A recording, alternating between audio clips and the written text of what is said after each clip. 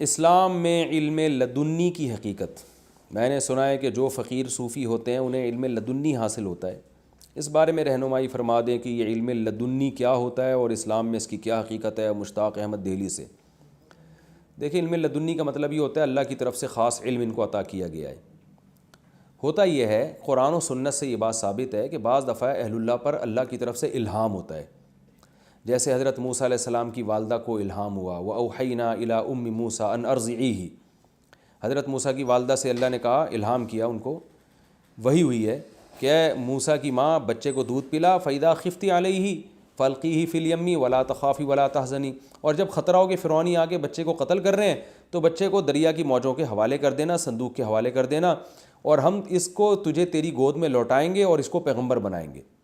تو یہ سب اللہ کی طرف سے ایک علم تھا جو حضرت موسیٰ کی ماں کو دیا جا رہا تھا، جو یعنی وہ علم ہے جو اسباب کی دنیا میں نہیں ہے۔ اسباب سے علم حاصل ہوتا ہے کتاب پڑھ کے، کسی کا بیان سن کے، کوئی مشاہدہ کر کے، کچھ بات سن کے۔ تو یہ وہ علم ہے جو اللہ اور بندے کے درمیان ہوتا ہے، اللہ ڈائریکٹ اپنے بندے کو کوئی علم دے رہے ہوتے ہیں، تو یہ علم برحق ہے، ہوتا ہے، لیکن اس میں دو شرطیں ہیں۔ نمبر ایک یہ کہ یہ ظنی چیز ہے، یقینی نہیں ہے دوسرے کے حق میں، یعنی ہو سکتا ہے شیطانی تصرف ہو اور آپ اس کو اللہ کی طرف سے سمجھ رہے ہو۔ تو جس کو اللہ یہ علم دیتے ہیں بعض دفعہ اس کو تو یقین دے دیتے ہیں کہ یہ اللہ ہی کی طرف سے، جیسے حضرت موسیٰ کی ماں کو اللہ نے اطمینان دلا دیا کہ یہ اللہ ہی کی طرف سے آپ کو علم دیا جا رہا ہے کہ یہ بچہ آپ کی گود میں ہم لوٹائیں گے۔ تبھی قرآن میں آتا ہے کہ ہم نے جب لوٹایا تو اس لیے تاکہ موسیٰ کی ماں کو یقین آ جائے کہ اللہ کا وعدہ سچا ہے۔ تو پتہ چلا وہ اتنا یقینی الہام تھا کہ وہ حضرت موسیٰ کی ماں کو یقین ہو گیا تھا کہ اللہ کا یہ پکا وعدہ ہے کہ یہ بچہ میری گود میں آئے گا۔ تو اہل اللہ کو بھی بعض دفعہ اللہ کی طرف سے الہام ہوتا ہے، اس ولی اللہ کو پتہ ہوتا ہے کہ یہ اللہ کی طرف سے اتنا یقینی ہے کہ یہ اس میں ان کو شبہ نہیں ہوتا، لیکن دوسرے کے لیے پھر بھی یہ یقینی نہیں ہے۔ ہو سکتا ہے بھئی ان کو وہم ہوا ہو یا شیطان نے کوئی تصرف کیا ہو اور آپ اس کو اللہ کی طرف سے سمجھ رہے ہو، لہذا وہ پیغمبر پر جو وحی ہوتی ہے نا اس کے مقابلے میں اس کی کوئی حیثیت نہیں ہے۔ یہی وجہ ہے کہ اس الہام کی وجہ سے شرعی مسئلہ تبدیل نہیں ہو سکتا۔ مثلا کسی ولی اللہ کو یہ الہام ہوا اور الہام میں یہ کہا گیا کہ جو ہے نا آپ داڑھی کٹا دیں، آپ کے لیے جائز ہے، تو یہ بالکل جائز نہیں ہے، کیونکہ اللہ کے نبی کی صحیح حدیث سے داڑھی بڑھاؤ۔ تو وہ الہام جو شریعت کے خلاف ہوگا اس کو بالکل شیطانی الہام ہی سمجھا جائے گا۔ تو ایک بات تو یہ ہو گئی۔ دوسری بات یہ ہو گئی کہ یعنی پہلی بات تو یہ یقینی نہیں ہے، دوسری بات یہ کہ شریعت کا مسئلہ اس سے ثابت نہیں ہوتا، کسی چیز کا مستحب ہونا بھی ثابت نہیں ہوتا اس سے الہام سے۔ مثال کے طور پر کسی کو الہام ہوا کہ ہر نماز کے بعد یہ والی وظیفہ پڑھا کریں، اس میں زیادہ ثواب ہے، نہ نہ نہ نہ نہ، کیونکہ ثواب اور جزا کا تعلق شریعت سے ہے، اس میں جو حدیثیں ہیں انہی کو فالو کیا جائے گا، قرآن کو، اس میں کسی کے الہام کو نہیں فالو کیا جائے گا۔ تو یہ یعنی تیسرا مسئلہ پہلا مسئلہ کیا ہو گیا کہ یقینی نہیں ہے، دوسرا مسئلہ ہو گیا شریعت کا مسئلہ اس سے ثابت نہیں ہوتا۔ تیسری بات یہ ہے کہ یہ بھی ضروری ہے کہ جس پر الہام ہوا وہ متبع سنت ہو، صرف نام کا بزرگ نہ ہو۔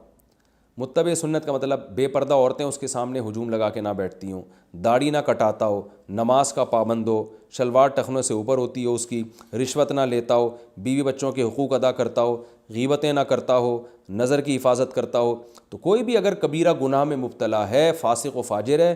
تو اس کے ساتھ پھر ایسی کرامتیں عام طور پر نہیں ہوتی، وہ شیطانی تصرفات ہوتے ہیں اس کے ساتھ۔ تو ولی اللہ ہو واقعی، اور ولی اللہ وہ نہیں جس کو پبلک ولی اللہ، جس کو شریعت ولی اللہ کہتی ہے، گناہوں سے بچتا ہو،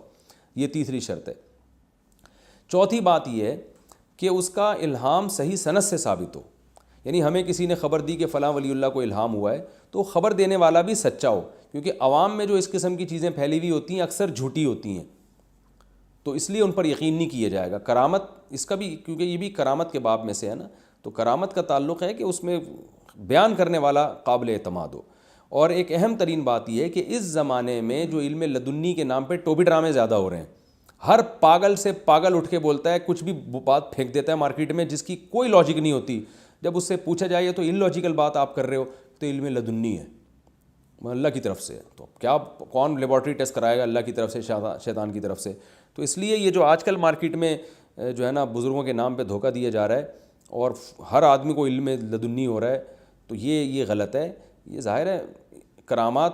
تو محدود لوگوں کے ساتھ ہی ہوتی ہیں اور وہ بھی بہت کم ہوتی ہیں، اتنی جو ہول سیل کے حساب سے آج کل علم لدنی چل رہے ہیں مارکیٹ میں، تو ان سے زیادہ متاثر نہیں ہونا چاہیے، شریعت کو فالو کرنا ہے ہم نے اصل۔